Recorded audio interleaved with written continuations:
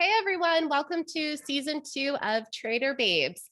As always, please remember to like, subscribe, and share. And don't forget to follow us on Twitter at Trader Babes. I'm your host, Erica, and with me as always is my lovely co-host, Aria. And I know that you love when I give you all the dish on the Trader drama, right? It's my favorite time, my bedtime story when Erica tells me the daily drama of the day. Yes, Trader drama bedtime stories. And recently, something that we've been discussing quite a bit is the drama that's been going on Twitter. Now, last season, we did a lot of interviews with traders. We talked about different aspects of learning trading. And this season, among other things, we're going to be talking a bit more about the dirtier side of trading that has really been forced more into the limelight with this rush of retail. And Twitter is one of the most popular tools for traders to use. So when someone gains the Twitter following, which happens not necessarily deservingly, a lot of these people began trading in the COVID rush of 2020. And you've been trading for a long time. That's not necessarily the way the market always works. Am I right there?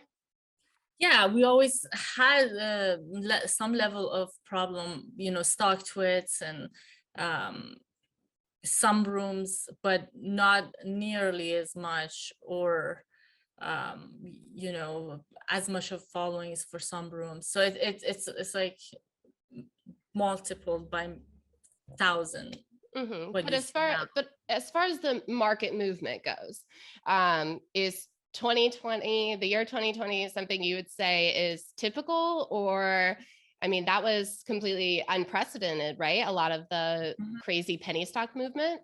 Yeah, everyone and their mothers are trading now. That's true. That's true. So, and there is markets change when smart money versus retail comes in. The type of moves the market makes changes from small caps, to large caps, because large cap also uses this very strong indicator, which is called the retail indicator, and they make moves based on that. So the more retail is long something, smart money is short, and vice versa. And I am retail, you're a retail. A lot of very wealthy rich people are retail too, but it changed, like that's for the bigger market. So Yeah. anyone can move the small caps. Yeah, Um, yeah, and we're definitely gonna dig into that because that goes into it. People may have gotten lucky during the rush that we saw last year and garnered this following, thousands and thousands of people paying attention to what this person says that they're doing, thinking that this person has all the knowledge and expertise. But how do you know that that person really has this knowledge and expertise? And some of the people who are getting to these higher ranks of notoriety, um, it's very questionable. Recently we saw a reemergence of a certain individual that whose track record has been in OTC and uh, a horrible history of how he treated women in particular, and it was everywhere. Yet this person still has amassed a large following. And among the different drama that we saw going on, uh, this person, their own tweets were talking about the fact that this company in particular that they were promoting had approached them for promotion. And this is where I start getting into, responsibility, what's illegal versus what is illegal. This person has thousands and thousands of followers, and all along, the company has hired them to tweet about this stock.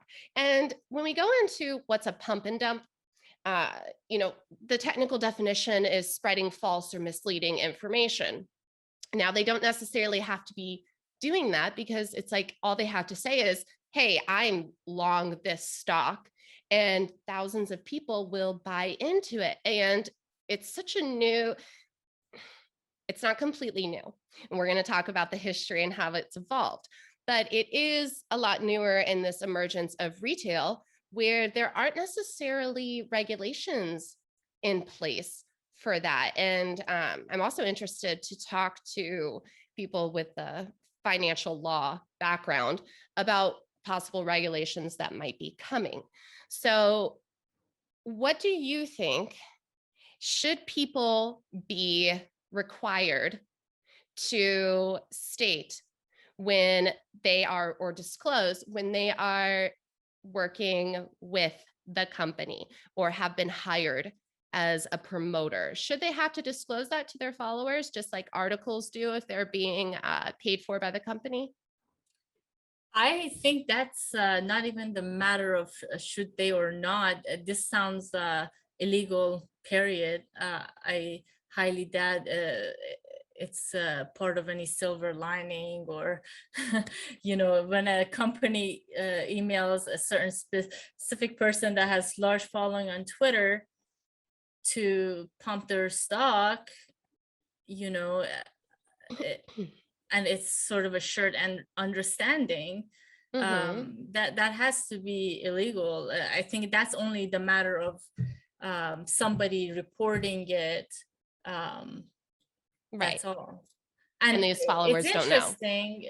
What's very interesting is that sometimes these pumpers get such a big head with what they do, and Mm-hmm. over time they feel like it's okay, it's normal, so they come and say it on Twitter that they were approached. Like, that's just madness, because obviously this is there is it's not even whether it's ethical, illegal. It's obviously something that is not allowed. But what is interesting is that when they just see this whole strategy of pump and dump being normal, that they are even publicly talking about it. Yeah. But that's a And huge problem with pump and dump. yeah. And it has been going on for quite some time. I spoke to someone off the record, of course, who had been trading for about 20 years. And back in the day, the companies would reach out to these guys who were part of different forums, or that just knew how to get information out there. And they would have these people load up the stock. So they weren't necessarily being paid directly by the company, but they would load up the stock, and then off the company's okay, they would write all these articles and promote it, and then just dump in to the different spikes. So the company, doesn't necessarily have them on their payroll, but they're working with them. And also, that's illegal as well, but that's more of like the hidden. They wouldn't put their names to it. And now we have these people with huge followings who put their names to it, like you just said. And interestingly enough, I actually want to show you this article that I have from the SEC website. And it's pretty interesting. Okay, this article here, it's from March of this year, and it's about celebrity involvement with SPACs. It's an investor alert, and it's talking about people buying stocks based off of a celebrity endorsing it. Now, when we say celebrities, we're thinking of, movie stars, singers, etc. But people who gain that following could be kind of grouped into this as well. And people just continuously blindly buy into it, and that gives these people with any sort of following a lot of power, and I think it's pretty damn dangerous. I'm so glad we're talking about this, because as long as I have been trading, I did not know that this is a thing. And and more people than you can imagine get emails like this, like people we know, we've talked to, they say, oh yes, that company has emailed me recently telling me to pump their stock. So this is just that much real for everyone who does not think this stuff happens often or at all, because they do. So just if you're trading small caps, OTC, just know that there's probably a 90% chance whoever is telling you that has something to do, whether it's from a company like Erica said, or it's just their own decision to make the prices go up on a stock.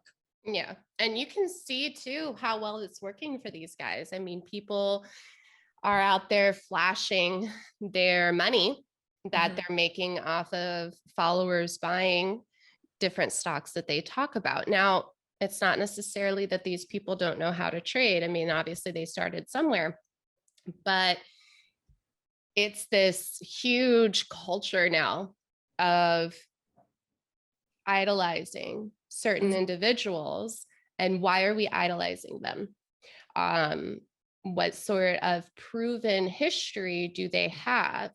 Where did they learn to trade? Do they only stick to one certain aspect of the market? A lot of people don't even know to ask these questions. And the thing that I am wondering is eventually some type of regulation is going to come in, because that's just how it happens. And what is going to occur, what changes are going to happen, and what's going to happen with all the retail that just follows these guys. It's going to be an interesting evolution. I wonder how many years it'll take before we start to see some different changes. Right. I think since it was somewhat an issue before, there was talks behind it, like when is this going to change from ethical to illegal? But now, like you said, to 2020, all these retail and so many more people are affected by this. I think this is probably the time that they're gonna speed that process up, making it from frowned upon to illegal. And so on that subject, I'd like to talk about how we can possibly identify some of these pumpers, because obviously, like, they have to have something about them that's attractive to that person who's blindly or is believing this person. So, like, what would you say some of these charisma or type of manipulation that they use to get that audience and get the respect to follow them? I think the biggest thing is money flashing.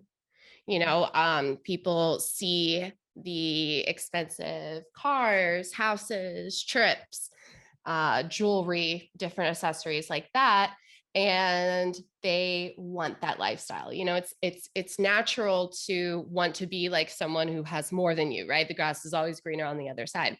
So they see this person who appears to have a lot of money, or can present themselves as having a lot of knowledge, or being registered with the SEC, with FINRA or something like that, having worked for trading firms, hedge funds.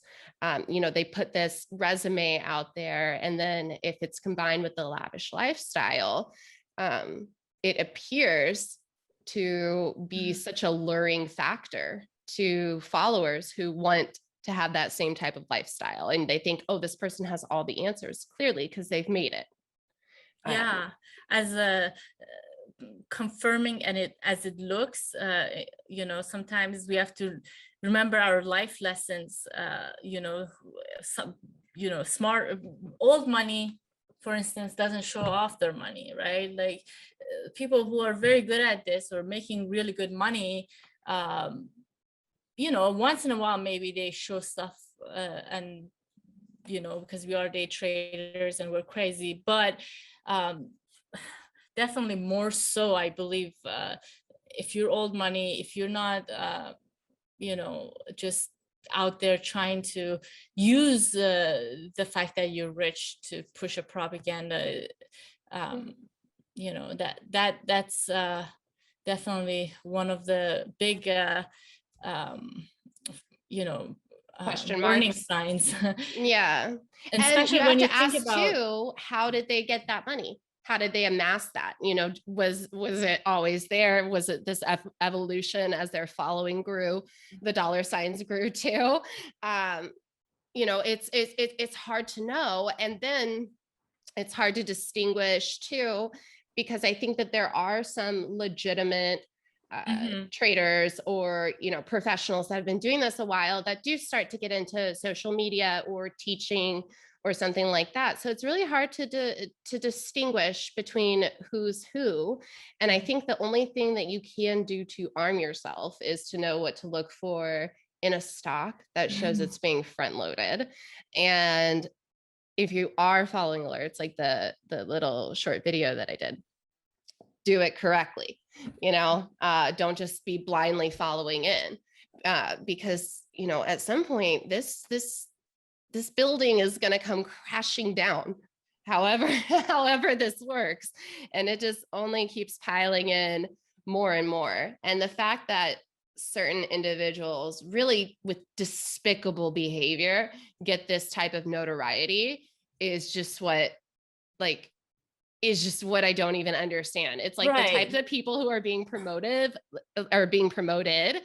are just, yeah, I'm at gonna hold least my tongue. be like, be have something interesting about you, not be some womanizer who's rude. And I that puzzled me, this recent person, because it was truly disgusting reading some of his comments, And then he gets platforms for promotion. Like, right, a who? total low life. I can say whatever I want, but like, that's instantly you read it, judge people on their character.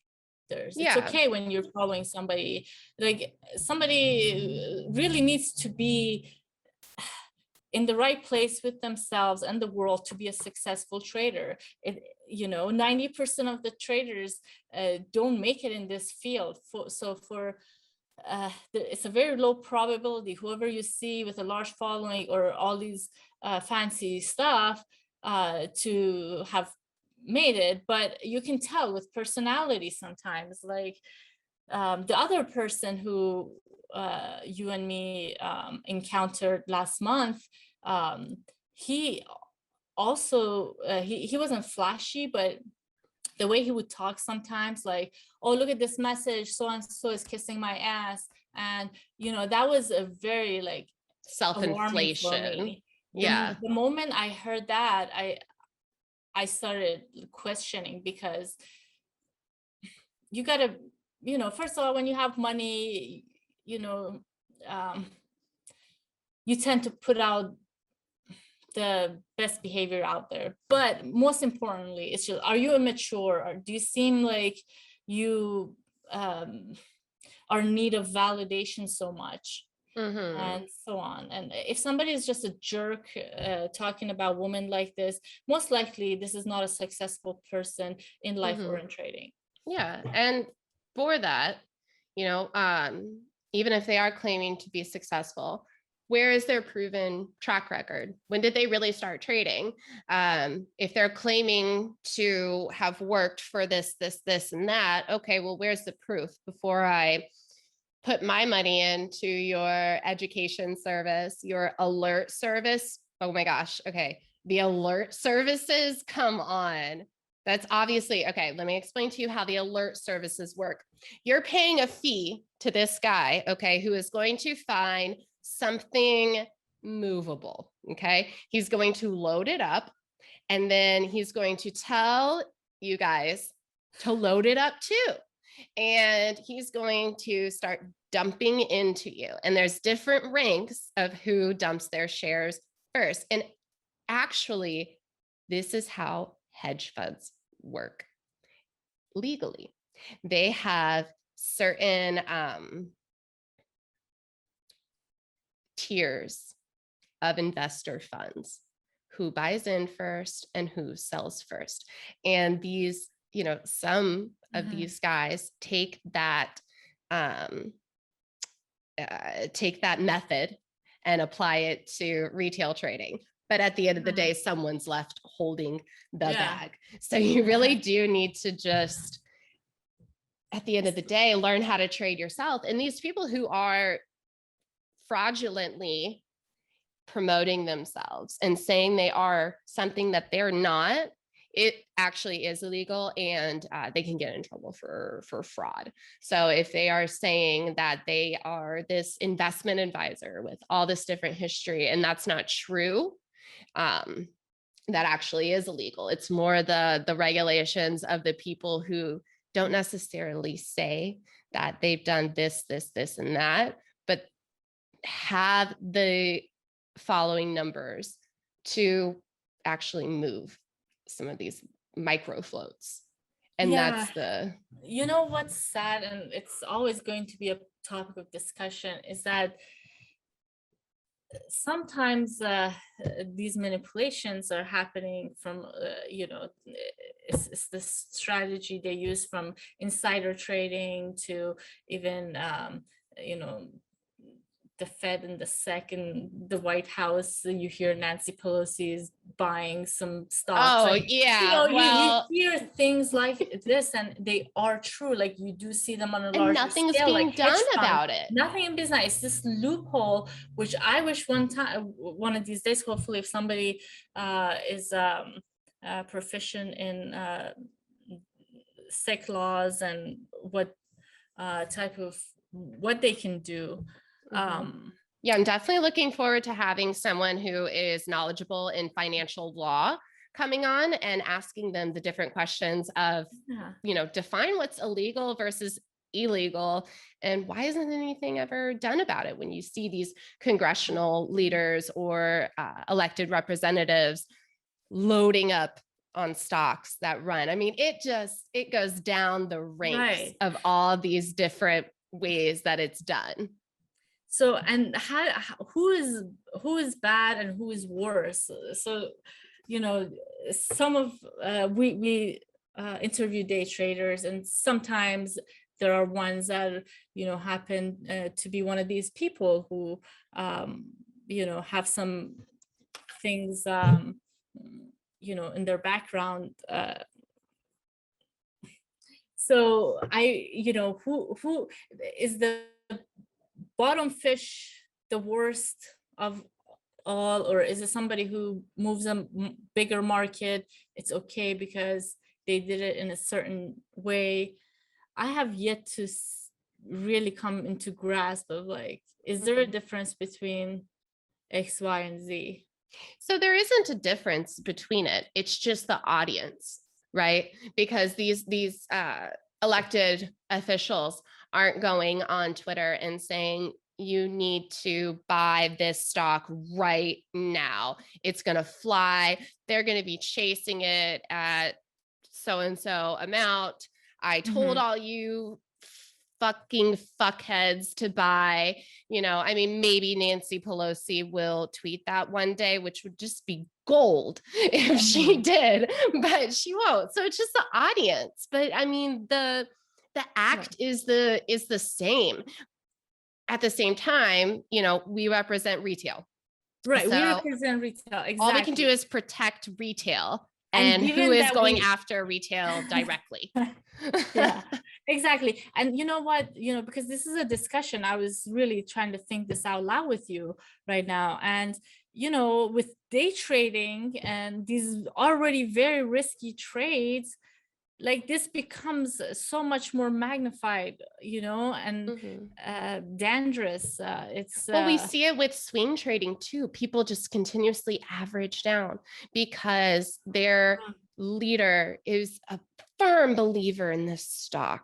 And actually, our first interview we did was with Laid Back. And he said, you'll see people say, oh, I'm not concerned with the daily price action. I'm a long-term investor. And then they shut up. And it's just, and the rest of the people, you'll see them commenting, what the hell do I do now? I'm still holding, the guy says. Do you know if he really is? It's just, That's one good way to start to see the habit of the calls that you get, if you're Mm-hmm. OTC, small caps, mini caps. So the person might have wonderful entries a lot of times, and that's fine. There's no credit there, uh, Mm-hmm. if you're trying to see if the person overall is a legit person who's in the interest of all, or just the interest of self and a small group. Mm-hmm. Um, so you have entry, and entry is good. The stock, for instance, moves like 80%, and it starts to show weakness, and some followers are like, wow, this was a great call, let me, like, this person must know exactly what's going on, they just gave me 80% move. And so weakness starts to happen, and they start dumping their share. And especially if they're in a group, they take turns, or they slowly Mm-hmm. dump their shares, A and now lot of people them will start to dump just panic. on the way up before weakness even Yeah, even shows. that, exactly. And then people start saying like, hey, should I take this money around? They're like, no, hold on, this is going higher, this is going higher. Or they disappear, like you say, like no exit. And it's pretty recurrent, like where Mm-hmm. they're not responsible for it, but we're here to tell you like what are some of the signs. Like me, if I'm saying a certain stock, like, I'm gonna do my best to let people know when I'm out, Mm-hmm. because I want me to win and I want everybody else to win. So if they're always silent about their exit, or retrospective, you look at the chart and you see like where it failed, and that person was saying to you, hold, it's going higher, Mm-hmm. um, those are the type of trends you can look Yeah. for. Well, necessarily, I do have to disagree with you on one point about posting exits. Because I'm someone too, like, I won't necessarily post an exit. Like, I'll say when something is looking good for a day trade, or something's Yeah. had a good move. I'm not necessarily posting my exit. A lot of times, if it's a day trade, it's happening so quickly.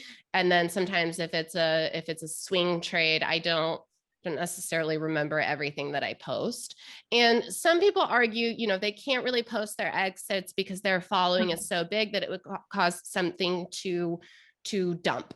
So I think that it's more looking at, you take a stock and you want to see the action that happened before this person called it. Was there obvious front loading? And then afterward, was there obvious dumping? Mm-hmm. And a way that we kind of see this in larger caps and with ETFs, with the market, is through like a dark pool monitoring service. We can see these large whale-sized orders in options and in equities. And with small caps, you don't necessarily see that, but you can see it in the volume, in the level too. I think it's more paying attention to the movement of what this person calls. And like, also, are they stating whether it's a swing or a day trade? Are they talking anything about why they're getting into a stock? Are they ever posting charts? Are they ever posting some kind of background information that shows research? This all lends credibility, I think, to whoever you're following. Yeah. But And the like, most are they important thing talking is, about planning your exits? Are they, yeah, saying like, showing that they have here, a I'm taking plan. this much profit, or so it's something that's normal to do like, when you're up that high, like, Yeah. and give you a reason why you should hold, not just like, no, hold, it's gonna be fine. I'm the same way. I don't write my exits a lot of time, Erica, like 90% of the time I don't, but I'm Mm-hmm. not a moderator in a room where I know that room is following me. Mm-hmm. You can be a moderator in the room, but Or an admin would not be have more the people who to. run it. Yeah. So Yeah. like, you want them to have some level of responsibility, and not so much as writing exits. I understand that, you get out, it's your money, you want to get out, but how they respond when it's so high up and people are concerned, like, what are Yeah. they doing at that point? Yeah, I think the overall big point here too is that when we're starting trading, we're not necessarily taking particular courses, or we don't have a finance background. Are you learning from the person that you're following? What are they teaching you? Or are you just kind of blindly buying whatever they say just because they said it's good? And that responsibility falls within all of us, because we have to protect ourselves until the point if and when other regulations come down, Right. and I think that it's going to be an exciting season delving into specific instances where we've seen this activity, different lawsuits that have come about, which we're going to reference, talking to different people in this space, Mhm. and all these different tactics that are used. It's kind of interesting to dive into that darker, dirtier side of trading that just doesn't really get talked about a lot. Yeah, we're gonna spice it up. Exactly. We're What gonna did tell someone you call me? to, A spicy redhead? and you sure are, girl. Oh my gosh. We're Okay. gonna tell you how to know what's behind the mask. Yeah. In this case, it's a pretty face. Unmask the But stock. Next episode, we'll have to do a chart example showing like what front loading looks like. oh So a yeah, lot of that would people be don't great. know how to identify it. So we'll go through that, and we're gonna dig into these topics a little bit more, and we're probably gonna piss some people off. Yeah, most likely. The one message to these pump and dump people. I know they usually say that um, their defense, if somebody says, why are you doing this? It's not ethical. Usually it gets blamed on the newbie for not knowing better, because obviously Mm-hmm. they've been a victim of it. I've been a victim of it. You've been a victim of it. It's a joke. When you start to fall for it, it's your problem. So they say, Mm-hmm. you learn better. But that isn't so. Like, why should you be that person who you're a moderator to this big room, you have enough money, you've traded long enough to hopefully know how to trade. There's millions of ways to trade. This cannot and should not be adapted as a strategy for these well-known penny stock traders, and unfortunately that's how it is. Like, it's became some accepted norm, and you know the, the you are directly affecting somebody's life Mm-hmm. and money and their confidence in trading, Yeah, and but these karma is people real. these don't people don't don't care. We're not going to change their minds. We're not going to Maybe change we what will, they do. because it's Okay, became so maybe. normal, Erica. Like people talk I about it. People we agree. know that are like nice, good people, right? This is why I bring this Mm-hmm. up, because you're like, and they don't no longer think it's a bad thing. It's became a strategy, and Yeah. this is why I'd like to mention it, so people understand that the person who's so charismatic and talks about being ethical and stuff like that, this could very well and most likely is part of some of their strategies. Yeah. I think that, though, the biggest defense to this is protecting yourself.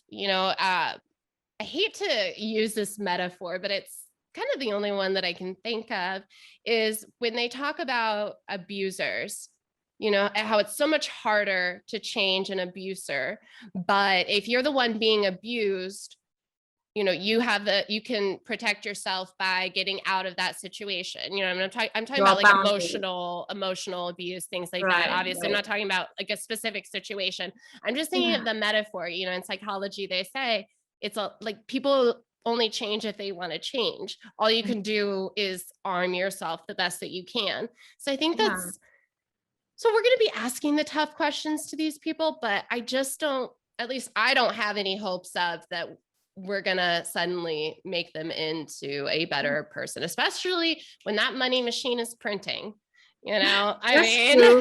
But maybe at least some, because nobody else is talking to them. Like, mhm. everybody is saying how to protect yourself and this and that. But let let's raise this awareness of it not being okay, because somebody that might be trading today in this 2020 craze might become a very successful trader down the road, and um, you know end up thinking it is okay to do that. So it's something to talk about, and hopefully at least do our part with it. Yeah. Let them know And it's not we okay will to be. We're going do. to be exposing as much as we can. And we're going to be educating people as much as we can. And, probably annoying a lot of people along the way. That is what it is. If it's annoying you, that really is a question of you. Why is it annoying you? Is it a direct reflection on yourself? See, I'm already Yeah, causing trouble. I can't wait for a lot of trouble, babe. Okay, my love. I am so excited to kick off season 2 with you. I am going to sign off now. Our time is up, and I'm going to have small human beings that require being fed and other things. So I love you. I can't I wait to love talk you to too. you next time. Let's dig in, and we're going to test our investigative abilities this season. Okay, can't wait for it. All right, guys, thank you so much for tuning in, and we will see you next time. Bye. Bye. Want more Trader Babes? Subscribe now and connect with us on social media for exclusive content and access you won't find anywhere else. And we'll see you right here on the next unforgettable episode of Trader Babes.